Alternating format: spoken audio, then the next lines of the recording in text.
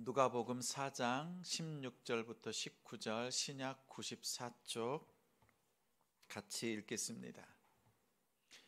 예수께서 그 자라나신 곳 나사렛에 이르사 안식일에 늘 하시던 대로 회당에 들어가사 성경을 읽으려고 서심해 선지자 이사야의 글을 들이거늘 책을 펴서 이렇게 기록된 데를 찾으시니 곧 주의 성령이 내게 임하셨으니 이는 가난한 자에게 복음을 전하게 하시려고 내게 기름을 부으시고 나를 보내사 포로된 자에게 자유를 눈먼 자에게 다시 보게 함을 전파하며 눌린 자를 자유롭게 하고 주의 은혜의 해를 전파하게 하려 하심이라 하였더라.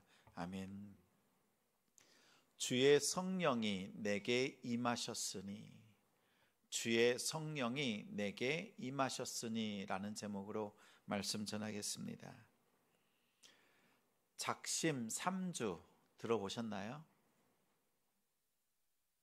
작심 3일은 들어보았는데 작심 3주는 처음 들어보시죠? 한 프로그램이 있었습니다. 3주 동안 좋은 습관을 들이자라는 뜻으로 프로그램이 기획되었습니다. 네, 어떻게 하냐면요, 매 주마다 미션이 있습니다. 첫 주에는 매일 감사하기. 그래서 감사 제목을 짧게라도 서로 나누는 거예요. 근데 매일 해야 하는 거예요. 또 두 번째 주간에는 매일 운동하기입니다. 30분 이상 운동하는 거지요. 그래서 매 주마다 좋은 습관을 길들여 보자는 겁니다.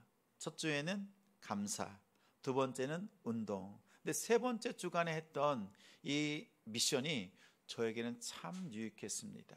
세 번째 미션은 뭐냐면 매일 연락하기예요. 그동안 소원했던 사람, 또 연락드리지 못했던 분들 기억하면서 연락하는 거죠. 그리고 전화 연락도 하고 가급적이면 만나는 겁니다. 만나는 거예요. 저는 기억하면서 우리 매주마다 그 미션을 매일같이 하면서 누구를 만날까, 누구의 연락을 할까, 이 이름을 쓰는 것이 참 의미가 있었습니다. 그리고 이름을 써놓고 찾아가서 만나기도 했습니다. 매일 그 미션을 기억하고 수행하고 있습니다. 그런데 지난주에 한 분을 만났습니다.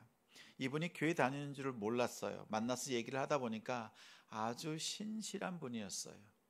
또 성실하게 신앙생활하는 분이었습니다. 이런저런 얘기를 나누다가 물었어요.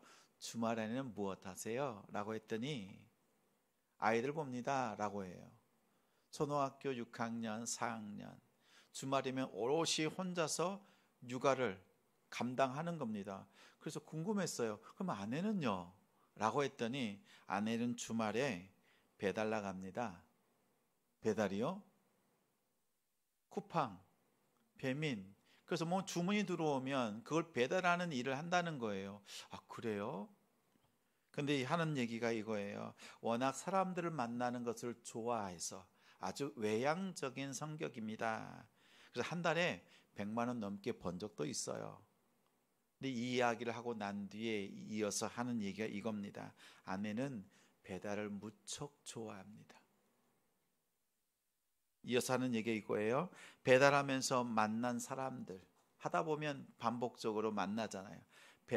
배달하면서 만난 사람들 중에서 여러 명을 전도했습니다. 이 이야기를 하는 거예요.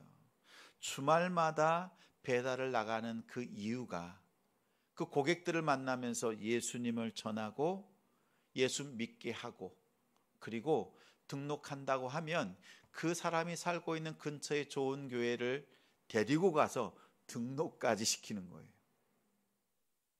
그래서 주말마다 두 아이를 양육하는 그 일을 하고 있다라는 겁니다. 제가 그 이야기를 들으면서요, 야, 그 나갈 때 돈도 돈이지만 뭐예요? 사람들을 만나는 걸 즐기는 거예요. 사람 만나는 게 왜 즐겁겠습니까? 속마음도 터놓아야 되고, 또 이 얘기를 나누다 보면 실수가 생기고 어렵기 마련이잖아요. 근데 모르는 사람들을 만나면서 복음을 전하는 것을 즐기는 거지요. 그러면 제 마음속에 이런 생각이 들었어요. 야, 이 아내분은 하루하루를 살아내는 삶의 목적이 다르구나. 하루를 사는 그 삶의 목적이 다른 거예요. 여러분, 일터는 어떤 곳이에요? 일터는, 여러분에게 있어서 일터는 어떤 곳입니까? 왜 일하세요? 대부분 맞벌이 많이들 하시잖아요. 그렇죠? 또 일한 적이 있잖아요. 왜 일하셨어요? 저도 예전에는 이렇게 생각했어요. 일터에 가서 내가 원하는 것을 얻는 곳이라 생각했어요. 내가 원하는 게 뭐예요? 돈이잖아요. 경제적인 문제를 해결하는 도구로서 일터를 생각했어요. 근데 지금은 조금 생각이 바뀌었어요. 일터는 내가 원하는 것을 얻는 장소, 도구가 아니라 하나님이 필요한 것을 채워주는 곳이 되어야 한다. 내가 원하는 것, 내가 필요한 것을 채우는 곳이 아니라 하나님이 필요한 것을 채워주는 곳이 되어야 한다는 거예요. 하나님이 필요한 게 뭐예요? 우리가 필요한 건 돈인데 하나님이 필요한 건 뭐예요? 영혼이잖아요. 영혼, 사람. 한 영혼, 주님께서 그토록 원하시는 거거든요. 근데 일터에 가서 내가 돈 버는 데만 힘써. 하나님이 원하시는 것, 필요한 것에 내가 관심을 두지 않았어. 그런데 저도 이렇게 생각을 바꾸던 차에 이 고백을 들으면서 생각이 드는 거예요. 일터란 나의 필요를 채우는 곳이 아니라 하나님의 필요를 채우는 곳이지. 그래서 한 사람을 하나님 앞으로 인도하는 것이지. 그 인도받은 영혼은 어떻게 되는지 아세요? 그 영혼은 자유를 누립니다. 예수 그리스도 앞에 가면 그 영혼은 자유를 선언받습니다. 오늘 말씀해 보면 오늘 19절 말씀에 이렇게 나오죠. 은혜의 해라고 하죠. 이걸 구약적 표현으로 말한다면 희년이라고 합니다. 희년. 오늘 말씀 중에 보면 예수님께서 안식일에 회당에 들어가십니다. 회당에는 회당장이 있어요.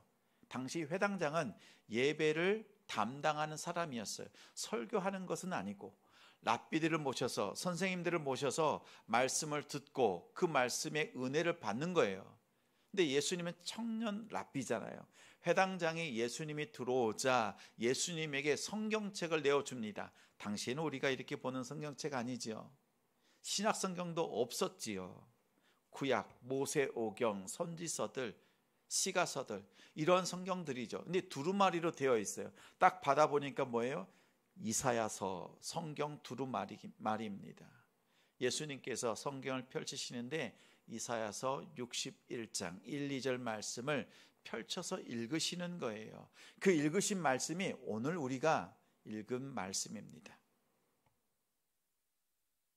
주의 은혜의 해를 전파하는 것. 여기서 주의 은혜의 해라고 하는 것은 희년을 말합니다. 이스라엘에 하나님께서 주신 명령이 있어요. 희년을 선포하라는 겁니다. 희년은 말 그대로 기쁠 희, 정말 기쁨의 해예요. 또 은혜의 해라고 합니다. 하나님께서 가나안 땅을 이스라엘 백성들에게 주셨습니다. 12지파가 나누어 가졌습니다. 자, 12지파가 땅을 나누어 가졌고 각 가정마다 땅을 분배받았어요. 우리도 그랬으면 좋겠죠. 가정마다 부동산이 있고 내가 살 집이 있고 땅이 있고, 그렇죠? 이스라엘 백성들은 태어나면 자신이 사는 집, 그 땅이 보장되어 있었어요. 그렇게 보장 제도가 잘 되어 있었습니다. 그런데 살다 보면 어때요? 빚을 지게 되지요.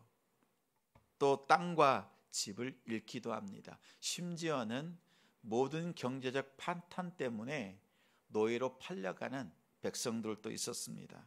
근데 하나님께서 말씀하세요. 안식일 7년마다 탕감해 주어라.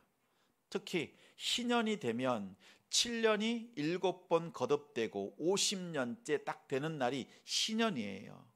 희년이 되면 빚을 다 탕감해 주라는 겁니다. 그러니까 빚만 탕감해 주는 것이 아니라 모든 백성이 자기가 잃었던 집과 땅을 다시 얻을 수 있는 겁니다.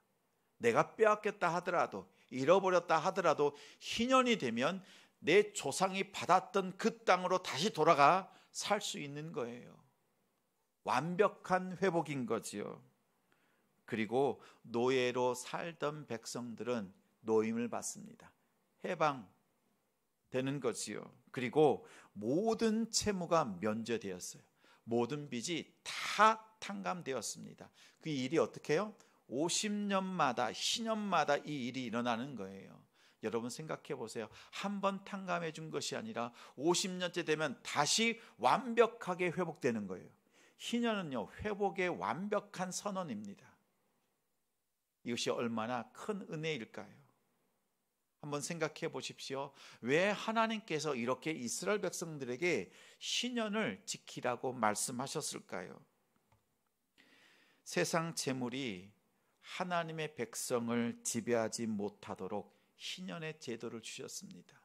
또한 하나님의 백성들이 재물에 매이지 않도록 더 많은 것을 가졌다가도 희년이 되면 다 놓아야 돼요. 다 빼앗겠다 하더라도 희년이 되면 자신의 본래 것을 다시 얻을 수 있어요. 그래서 재물에 매이지 않도록 하나님께서, 또 재물에 지배당하지 않도록 하나님께서 희년을 선포하신 겁니다. 50년마다 회복되는 희년의 성취는 하나님 나라, 하나님 백성을 온전케 하고 하나님의 나라를 완벽하게 회복시키시는 거예요. 그러한 나라가 얼마나 멋집니까? 한 번 탕감해 준 것이 아니에요. 50년마다 이 은혜가 넘쳤던 겁니다. 여러분 한번 상상해 보세요. 희년이 됩니다. 그러면 나팔이 울리고, 이 나팔은 요벨이라고 하는 그 단어예요. 희년이라고 하는 게 요벨이라고 하는 단어인데, 이게 수당에 뿔 있죠. 뿔을 가지고 만든 나팔입니다. 그럼 나팔을 길게 불어요. 희년이 되면 나팔 소리를 듣고요, 자기 집으로, 자기 땅으로 갑니다. 그리고 노예가 되어 팔렸던 그 백성들은요, 이제 노예가 아니라 다 노임을 받고 자기 집으로 돌아가는 거예요. 모든 채무가 다 끊어지고 다 풀어졌어요. 다 용서되었어요. 다 갚은 것이 되었어요. 하나님이 다 갚아주신 것이 되었어요. 이것이 희년이에요. 자기 집으로 돌아갈 때 얼마나 기뻤겠습니까? 그렇지 않았겠어요? 그 희년을 노래하는 것입니다. 그리고 이 50년마다 거듭되는 날이잖아요. 근데 오늘 예수님께서 이 이사야서 말씀을 들고 이 희년에 대한 말씀을 선포하시는 거예요. 예수님은 그렇게 기쁨을 선포하는 자로서 이 땅에 오셨다라는 거예요. 예수님이 십자가에 죽으셨잖아요. 그로부터 며칠 만에 성령이 임해요. 예수님이 십자가에 죽으시고 40일 동안 이 땅에 지내시다가 승천하셨어요. 그리고 10일 뒤에 50일째 되는 날 오순절에 성령이 불같이 바람같이 임하였습니다. 50년의 희년, 이제 50일 후에 나타나는 성령의 임재, 오순절의 그 강림은요, 예수님께서 선언하셨던 그 희년을 완벽하게 이루시는 성령 하나님의 역사를 나타냅니다. 제가 말씀 속에서 또 기도할 때마다 성령님이라고 하지 않고, 성령이라 말하지 않고 성령 하나님이라고 이렇게 말합니다. 왜 그런지 아세요? 우리 성도들이 착각하는 것이 있어요.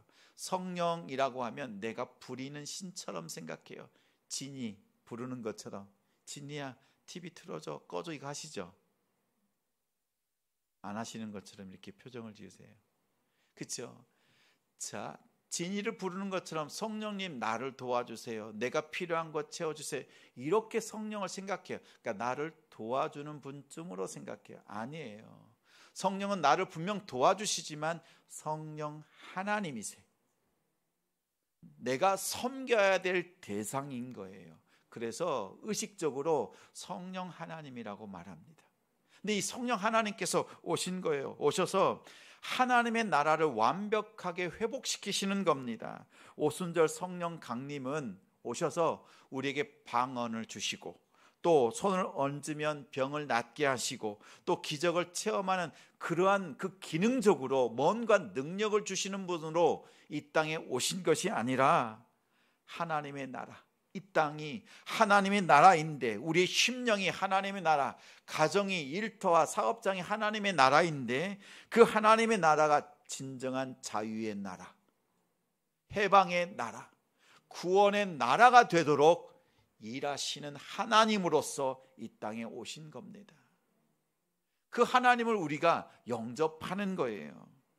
놀랍게도 예수님은 이사야서 말씀을 통해서 이곳이 성령이 임하여서 이곳이 하나님의 나라가 되었고 이제 하나님의 그 은혜가 부어져서 하나님이 약속하신 대로 정말 눈먼 자들이 눈을 뜨고 벙어리들이 말을 하고 저는 자들이 뛰어들고 정말 모든 것이 다 회복되어져서 하나님의 은혜가 임했다라고 선언하고 계십니다. 이것이 희년이에요. 예수님께서는 말씀합니다. 희년에 하나님의 나라가 진정한 하나님의 나라가 되고 또 하나님의 백성이 진정한 참다운 하나님의 백성이 된다라는 거예요. 다시 말하면 성도가 성도답게 되었다라는 겁니다. 성령 하나님께서 임하셨을 때 성도가 성도답게 됩니다. 우리 안에 성령을 통해서 생명이 임하고 그 생명을 통하여서 예수 그리스도 안에서 참 기쁨을 누리는 것이 오순절입니다. 성령 강림 주일입니다. 오순절에 성령께서 임하신 것은 성도로 하여금 성도답게 살 수 있도록 돕기 위해서 오신 겁니다. 그런데 다른 부분들은 다 차치하고 다음에 우리가 다루더라도 성령이 오신 가장 중요한 두 가지 이유가 있습니다. 먼저는 자유예요. 자유케 하시기 위해서 성령을 이 땅에 보내셨습니다. 우리 18절 화면을 보면서 후반절 굵게 쓴 부분 같이 읽겠습니다. 나를 보내사 포로된 자에게 자유를 눈먼 자에게 다시 보게 함을 전파하며 눌린 자를 자유롭게 하고. 오늘 문장에 보니까 자유라고 하는 것이 두 번 반복되어서 나옵니다. 예수님 당시의 자유는 로마에서 독립하는 것입니다. 식민지 가운데 있었잖아요. 독립하는 것이 꿈이었습니다. 가나안 땅을 세상이 지금 지배하고 있습니다. 그래서 하나님께 간절히 기도해요. 하나님, 저 악한 세상의 무리들이 로마 정권이 물러나게 하여 주옵소서. 경제적으로, 종교적으로, 사회적으로 하나님 우리에게 자유를 주옵소서라는 그러한 갈망이 고조되었던 시대였습니다. 근데 그때에 예수님께서 말씀하시는 거죠. 희년을 말씀하는 거예요. 예수님이 말씀하시는 것은 그러한 정치적인 자유가 아니라, 종교적인 자유가 아니라 그 심령 속에 하나님의 기쁨을 선포하는 그 자유를 가르치셨습니다. 희년에 어떻게 된다고요? 땅을 다시 돌려받습니다. 본래의 주인에게 돌려주는 거예요. 그러면 그 땅을 차지했던 부자들은 어떻게 해요? 그 땅을 내놓아야 됩니다. 내놓으면서 어떤 마음을 품어야 돼요? 더 이상 내가 물질에 매여서는 안 된다라는 거지요. 두 번째는 이제 그 땅을 빼앗겼던, 잃어버렸던 가난한 자들도 있잖아요. 그러면 그 마음에 원통, 억울함, 힘듦이 있었을 거잖아요. 그러면 어떤 마음이 들어요? 세상의 물질에 지배되어서 그 고통 속에서 헤맸단 말이에요. 그런데 그 희년을 통해서 어떻게 해요? 물질에 지배당하지 않는다라는 거죠. 희년 때마다 하나님께서 다시 회복시켜 주시니까 내가 이 고통이 끝나는 날이 있다. 이 아픔이 끝나는 날이 있다. 내가 이 노예로 살아가고 있는 이 때가 끝나는 날이 있다라는 거죠. 그 소망을 주는 것이 희년이었습니다.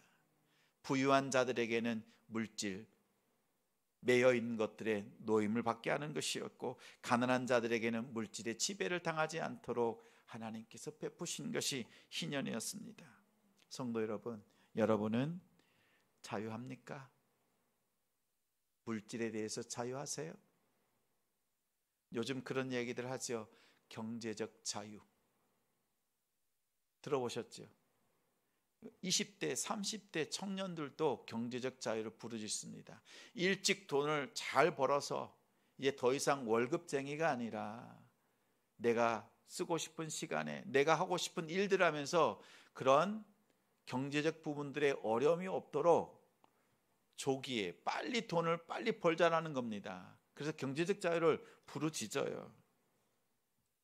그런데 예수님께서 우리에게 말씀하시는 것은 이러한 자유가 아닙니다. 우리에게 말씀해 주시는 것은요, 재물과 하나님 중에서 어떤 것을 섬길 것이냐라고 물으세요. 예수님께서 이렇게 질문하시는 이유는 너희 한 손에 하나님, 그리고 한 손에는 재물, 물질이 있는데 어떤 걸 섬길 것이냐 선택해라 라고 말씀해 주시는 것이 아니에요. 양손으로 하나님을 전적으로 붙들라라고 하는 권면, 강권하시는 하나님의, 우리 예수님의 말씀입니다. 너희가 물질을 따라갈 것이 아니라 하나님을 붙잡으라. 한 손으로 하나님 붙잡고 한 손으로 물질 붙잡을 것이 아니라 두 손을 다하여서 하나님을 붙잡으라는 것입니다. 여러분의 생각과 마음과 영혼을 본래의 주인이신, 우리의 주인 대신 하나님께 돌려드리는 것이 오늘 예수님의 말씀입니다. 재물과 하나님 둘을 한꺼번에 섬길 수 없습니다. 이 말은 여러분을, 우리를 하나님의 소유로, 하나님께, 본래의 주인이신 하나님께 돌려드리는 것입니다. 이스라엘 백성들은 놋제단에서 하나님 앞에 번제를 드렸습니다. 놋제단 있지요. 그러면 불을 피웁니다. 근데 각자의 형편대로 하나님께 헌물을 드려요. 아주 부유한 자들은 어떻게 해요? 뭘 드렸어요? 큰 황소를 드렸어요. 또 그리고 괜찮게 살아요. 어느 정도 살아요. 그러면 어떻게 해요? 양과 염소를 하나님 앞에 드려요. 좀 어려워. 그러면 비둘기를 드렸어요. 때로는 더 가난한 사람들은 곡식을 하나님 앞에 드렸어요. 자, 각자의 형편에 따라서 하나님 앞에 제단에 희생 제물을 드렸습니다. 그런데 희생 제물을 드리고 나면 백성들은 통곡합니다. 성령 하나님께서요, 그 백성들의 마음을 깨닫게 하시는 거예요. 자, 황소를 하나님 앞에 드립니다. 양과 염소를 드려요. 하나님 앞에 그리고 드리고 난 다음에 활활 태우잖아요. 다 태워버려요. 그러면 놋제단 아래에 뭐가 남아요? 다 태우고 나면 한 줌의 재만 남아요. 한 줌의 재만. 그 모습을 보는 거죠. 하나님 앞에 드리기 전에 그 황소에 내가 마음 빼앗겼고 그 양과 염소를 더 많이 가지는 것에 온 힘을 기울였는데 하나님 앞에 드리고 나니까 어때요? 한 줌의 재밖에 되지 않아. 근데 그 한 줌의 재에 내 마음과 생각과 뜻을 다 빼앗기고 살았던 지난날 나의 삶을 돌아보면서 통곡하는 거지요. 하나님, 이 한 줌의 재에 마음을 빼앗기고 말았습니다. 우리의 예배가 그래야 돼요. 하나님 앞에 예배를 드릴 때마다 우리 마음속에 성령 하나님께서 일러주시고 깨닫게 해주시는 우리의 마음을 돌이키게 하는 그 회개의 영을 부어주실 때 마음을 찢어 하나님 앞에 예배할 수 있는 우리 성도들 되시기 바랍니다. 예배를 드리고 헌물을 드리고 하나님 앞에 한 주간 살아냈던 우리 헌신의 그 시간들을 통해서 하나님 앞에 회개로 나아가는 거예요. 여러분, 자유를 누리려고 하면 이 성령께서 회개케 하시는 이 은혜를 누려야 참 자유를 누립니다. 회개하지 않고서 죄 사함의 기쁨은 없습니다. 진정한 자유가 없어요. 여러분의 마음속에 진정한 주인이 바뀌어야 돼요. 예수 그리스도의 말씀이 우리를 붙잡고 예수 그리스도를 나의 주인으로 모시면서 살아가야 돼요. 그러면 성령께서 임하셔서 그 말씀 속에서 깨닫게 하시고 내가 이렇게 살아서는 안 되겠구나, 내가 이렇게 머물러 있어서는 안 되겠구나, 이렇게 깨닫게 하는 거예요. 이렇게 깨닫는 것이 내가 잘 깨닫는 것이 아니라 성령 하나님께서 여러분 속에 깨닫게 하시는 거예요. 그것이 성령께서 하시는 일이에요. 그 마음을 주실 때 여러분 순종하십시오. 그리고 여러분의 마음속에 이렇게 회개하고 나면 자유가 있어요. 자유하면 감사하게 됩니다. 감사하고 나면 어떻게 해요? 마음을 드리고 하나님 앞에 헌신하게 됩니다. 하나님 앞에 11조 드리는 것이 아깝지가 않게 돼요. 참 신기하죠. 여러분, 11조 드리는 게 아까워요, 안 아까워요? 엄청 아까워요. 저도 아깝습니다. 저도 아까워요. 이 10분의 1을 안 그래도 부족한데 대출금 이자 갚기도 빠듯하고 아이들 학원도 보내야 되고 조금 우아하게 외식도 좀 하고 좀 멋진 펜션도 빌려서 삶의 여유도 누리고 골프도 치러 갈 수도 있고 이런 일들을 할 수 있잖아요. 그런데 이것을 하나님께 드린다? 아까울 수밖에 없지요. 그런데 하나님 앞에서 우리가 물질에 매였던 것들을 끊고 자유함을 누리잖아요. 물질에 대한 자유함. 그 누릴 때요, 오는 그 은혜와 감격은 이루 말할 수가 없습니다. 저는 한 달에 한 번씩 이 기도를 드려요. 월급을 받아서 하나님 앞에 11조를 드릴 때 그냥 드리지 않고 짧게라도 기도를 합니다. 하나님, 이 물질을 하나님께서 주셨는데 전부를 드리는 마음으로 10분의 1을 하나님께 드립니다. 그리고 나는 이것들로부터 자유합니다. 나는 물질에 매여 있지 않습니다. 나는 이 땅에 그 어떠한 것에 매여 있지 않습니다. 이 고백을 드립니다. 또한 하나님 앞에 우리가 예배를 드릴 때 우리가 누리는 것이 있잖아요. 죄 용서함의 그 기쁨. 성령 하나님께서 우리로 하여금 자유케 하실 때 죄에 대하여서 끊어지고 그 죄 사함의 기쁨을 누리게 하시거든요. 그래서 우리가 그 고백을 할 수 있는 거예요. 성령 안에서 내 영혼은 자유합니다. 예수 안에서 내 영혼은 자유합니다. 사실 매번 이 고백이 자연스럽게 안 나올 때가 많아요. 그런데 이 고백을 드리면서 나아가요.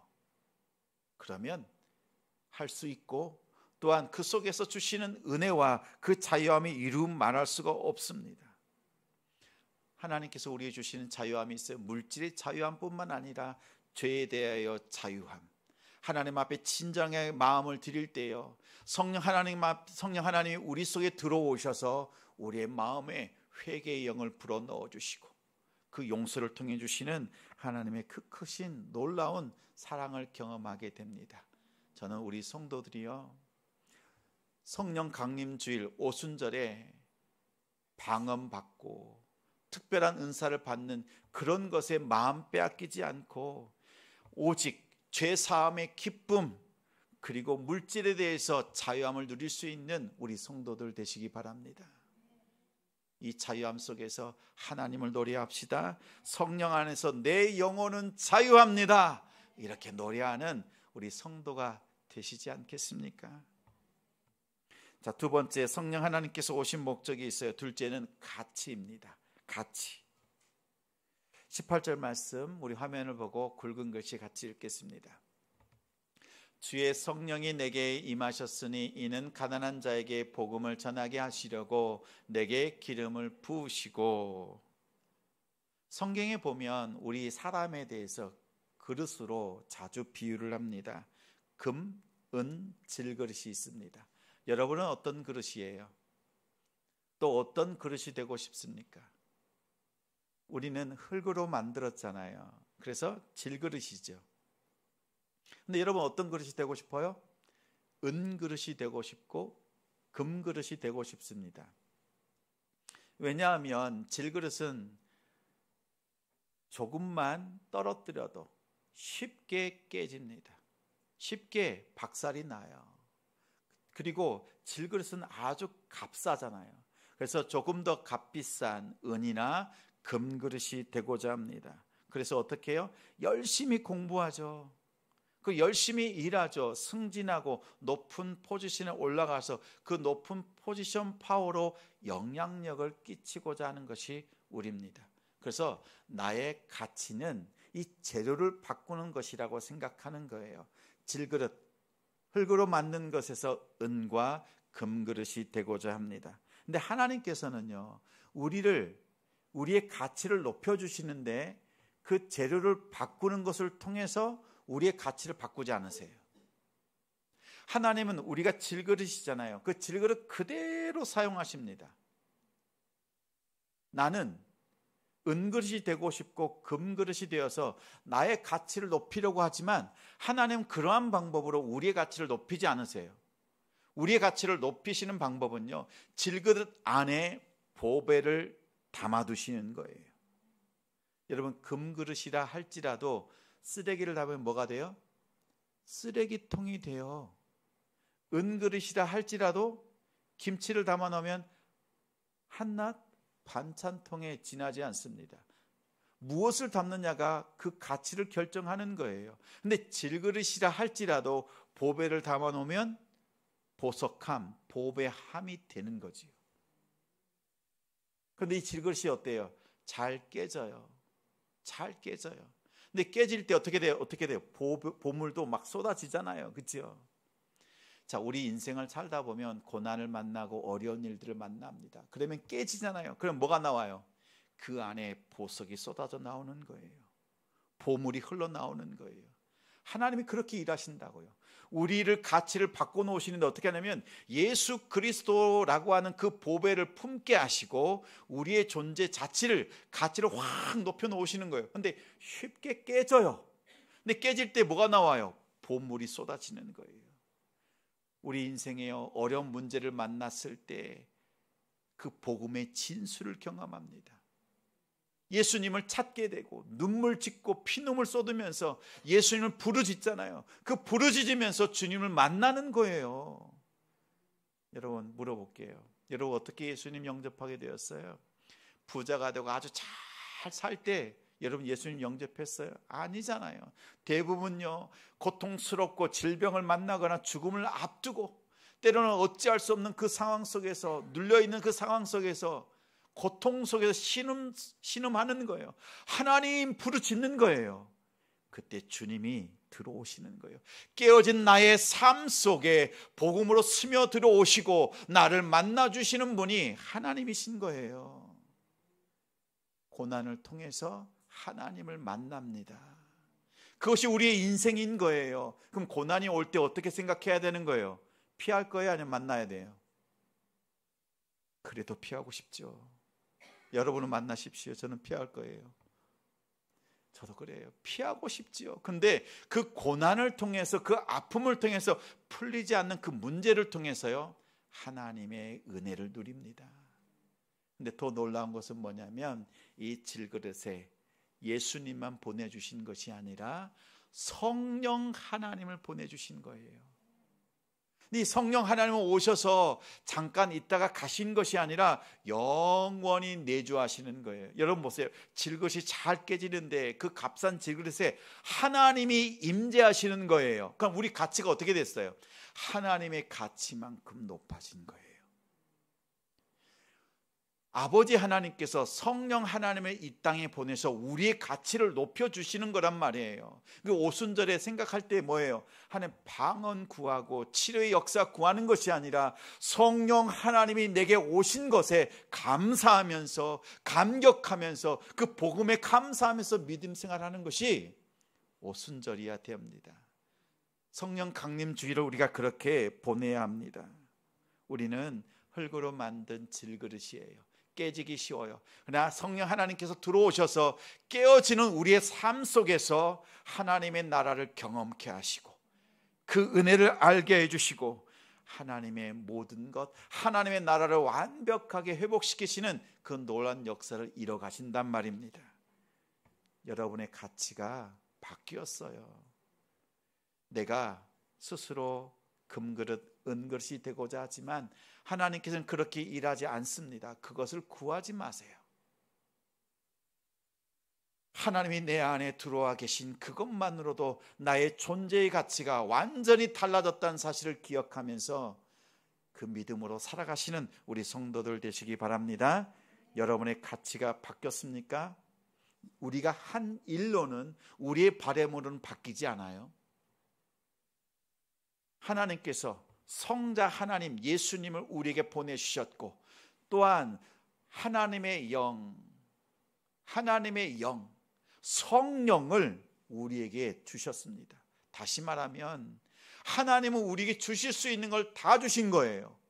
그의 아들 독생자 예수 그리스도 주셨고 자신의 영조차도 우리에게 다 주셨단 말이에요. 그만큼 우리를 사랑하시는 분입니다. 여러분 기억하십시오. 거룩한 습관을 들이셔야 돼요. 매일같이 우리가 감사하고 운동하고 건강관리 이런 것들을 하지만 여러분 거룩한 습관은 여러분이 권합니다. 성령 안에서 내 영혼은 자유하다. 이것을 고백하십시오. 그리고 여러분의 삶이, 여러분의 가치가 이 성령 하나님을 품고 있는 순간 영원히 성령이 내주하시면서 나의 가치가, 나의 존재가 완전히 달라졌다라는 사실을 기억하시면서 세상 속에서 담대하십시오. 마음 쫄지 말고요. 나는 하나님의 자녀다. 하나님이 나와 함께 하신다. 이 사실을 기억하면서 믿음으로 나아가시는 우리 성도들 되시기 바랍니다. 내 영혼은 성령 안에서 자유합니다. 노래합시다. 그리고 여러분의 가치가 하나님 안에서 발견되어지고 하나님이 여러분과 함께 하신다는 사실을 기억하시면서 믿음으로 크게 승리하시는 우리 성도와 가정이 되시기를 주님의 이름으로 축원합니다.